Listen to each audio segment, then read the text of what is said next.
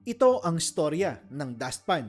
Ginagamit namin yung dustpan sa pagdakot ng tae tapos pagdakot ng basura. Tapos slash pamalo.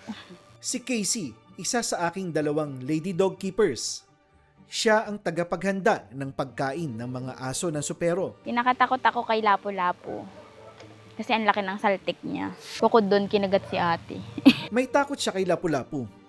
Ngunit noong nakaraang salpukan, ay tinalon niya ang mataas na baitang upang tumulong sa pag-awat kay Lapu-Lapu at Lakan kontra kay Pyongyang.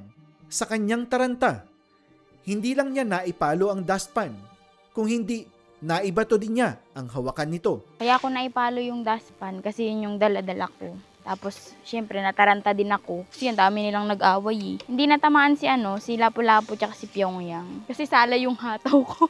Ito na yung dustpan, no? Ginawa ko na. Kasi, di ba, pag ikaw sumira, ikaw din gagawa. Ang dustpan na pandakot ng mga kalat, pwede din palang pang-awat. Yun lang po sa ngayon at maraming salamat sa panonood. Teka lang, kuya, andyan na pala yung mga kanggal.